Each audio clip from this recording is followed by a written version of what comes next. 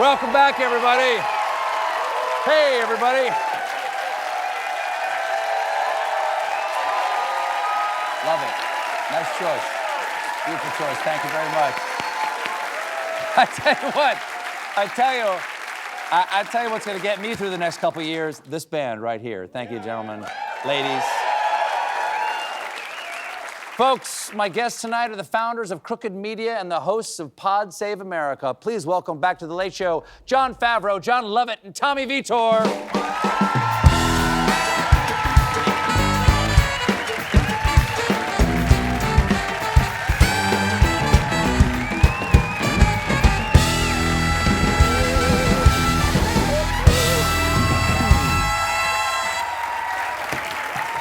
Welcome back. Thank you. It's always nice to talk to you guys. You know, I never miss the podcast. I was going to say it's a joy. It has not been a joy since November. Right. It has Not been, a lot of joy since No, November, not. It's been listening to like a couple of, 3 gut-shot guys trying to make their way through the news on a daily basis. Because of all that's happened. Right. That's exactly right. Because of all that has happened. Yeah. So let's talk about all of it.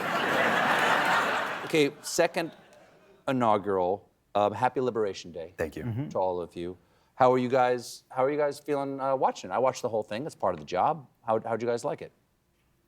I mean, it was classic Trump in that he, talked to everything's bad. I'm amazing. I can fix everything. It was the longest inaugural in modern history. It was the longest inaugural? Yeah, 29 minutes, which was the longest. The longest speech, like his Longest speech. And wow. then he went and did a director's cut, 33 minutes after the inaugural. Right. Where he got to say all the things that he felt like for the couldn't super say. fans. Yeah, for the super fans. We were promised, a lot of people were saying, this is going to be a kinder, gentler Donald Trump. Did you hear, as a speechwriter, did you hear like the unifier, peacemaker? Yeah, that's what I think about when I think of Donald Trump. Unifier and peacemaker. Right. He no carnage. It's a lot of carnage this time. There's no carnage, but it's just a lot of. He loves talking about himself. I was reading it again after I watched it, and the line that jumped out at me was he said, I have been through more than any president in the 250-year history of this country. Yes. No one has been through what I've been through. Mm-hmm. No Lincoln, no Washington.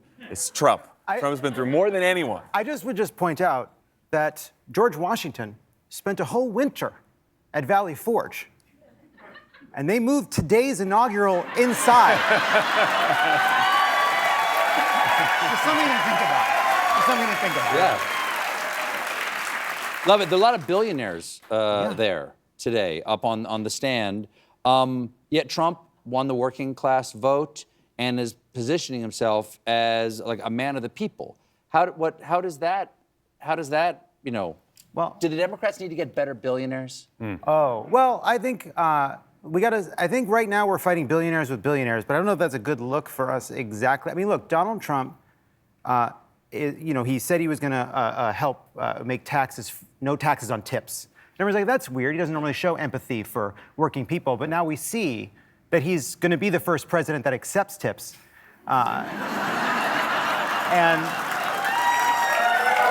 And I think that made him feel kind of a kinship. Tommy, you're a foreign policy guy over there. He said America's going to be the envy of every nation. We're already an enviable nation. Yep. How are our allies and even our adversaries, how are they perceiving this from what you know? I mean, I think a few months ago, a lot of them did envy the fact that we had bounced back stronger from COVID than I think any other country.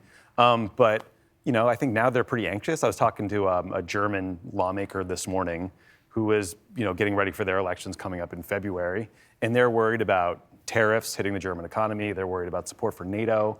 They're worried about far-right parties across Europe doing better, in part because they're getting boosted by people like Elon Musk. Did I hear this right, that the ambassador to the United States from Germany wrote a cable back to his own government saying Trump is going to co-rule with the oligarchs, the tech oligarchs? Sounds about right. I mean, Elon Musk bought his seat on stage today. He spent $250 million to sit on the dais, and now he runs the Doge or whatever. I mean, the rest of the tech billionaires that were up there today were there to show that they had bent the knee, I think. They were more heads on a pike. Mm. But it's going to be okay. Don't you think? Maybe. Did I ruin the show? No. That heads on a pike thing is only a few minutes away from not being a metaphor. Is my worry. Sorry. What worries you most about what he'll do in these 100 executive orders that he's going to sign, or 200, however many he's signing today? Yeah, he's doing a lot on immigration, as he said he would when he ran, and presidents typically have wide latitude to do what they want on immigration, so he'll be able to do a lot of deportations if that's what he wants to do. He's already starting that. He wants to end birthright citizenship.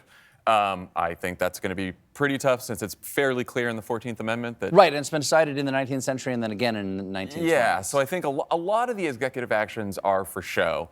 The thing that really jumped out at me is what we didn't see, which is there's one executive action related to inflation, which is basically the reason he won, right? Because he said that, inflation was out of control, prices are too high under Joe Biden, and the executive order he signed today was a whole of government effort and a memorandum to bring down inflation. And I was like, great. That's all you needed. All we needed to do was just sign a memo and inflation was going to come down. So I guess tomorrow, eggs are going to be cheaper. It's great. We have to take a quick break here. We'll be right back with more Jon Favreau, Jon Lovett, and Tommy Vietor. Stick around, everybody.